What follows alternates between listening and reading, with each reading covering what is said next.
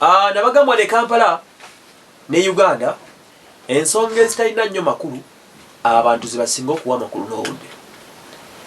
Guno omuzoobani yagutandika tuguyite bukoowu abantu bunyiivu butabana bya kukola kiki lwaki abantu bafokasinga nnyo ku buntuntu bwe wandisuubidde nti butini ne babeera nga babuwa nnyo obudde bwabwe. Katugende ku mboozi ya Bobi Wine. Nze waswa Emmanuel, subscribe ku Trust Media Uganda ne waswa Emma YouTube channel kuno kunyiri kwetudde kati.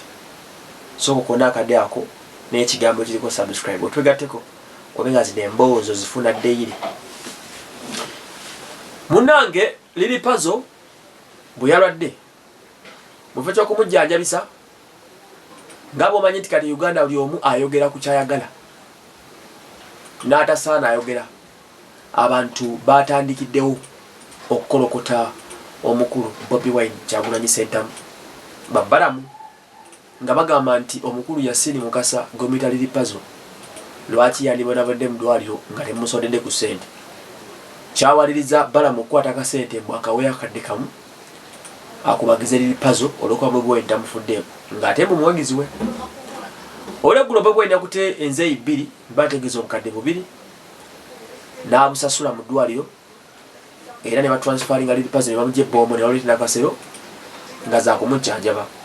Olwaliro omukyala full figure Jennifer avuddeyo n'alangira Bobi Wine obukodo, n'amulangira empisa embi, n'amulangira obukopi, omutima omubi olw'okuba mbu yabadde aluddewo okuwa omukyala oyo okuwa Lily Puzzle sente. Mbu Lily Puzzle amaze weeks 2 mu ddwaliro mbuga Bobi yeefudde atamuwulira okusinziira ku Jennifer full figure. Bu Bobi Wine yeefudde atawulira Lily Puzzle nti gyali bamaze kumuteeka ku pressure ye nga Jennifer full figure n'abala okuli balamu ne baladde Bobi Wine ku nninga n'akwata emiliyoni 2 mbu n'aziwa omukulu Lily Puzzle. Full figure yagamba nti ekisaana nti Bobi Wine yandibadde ayongera ku nsimbi n'awa ezisingako awo yana Uganda. Awe tuli nga bwe kintu esimu agyonoona kati n'okwogera gwafuuka mulimu nti kati ye omukyala full figure okwogera obwogezi she's paid okubeera nga kolokota Bobi Wine kimusasuza.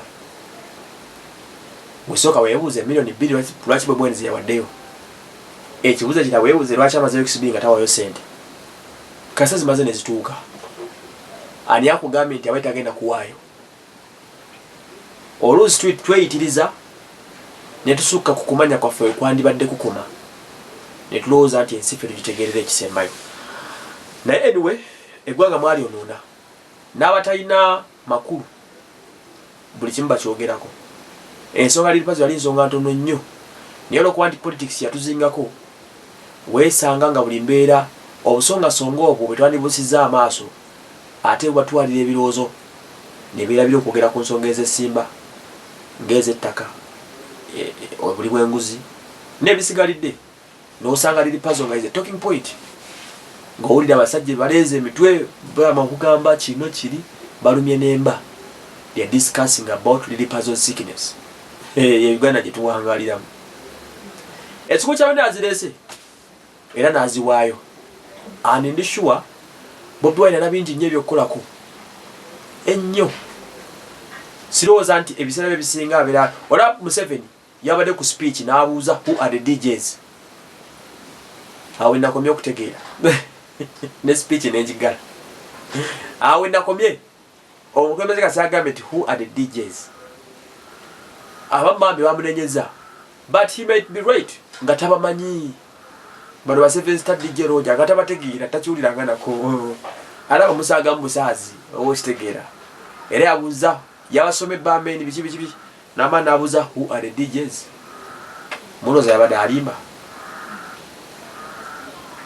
kale byebyo ayinza okuba yalabaddeko mu kiraabu nga nabo bamanyi nti be bakubi b'omuziki oba omubali naye yabaita bamanyi by then.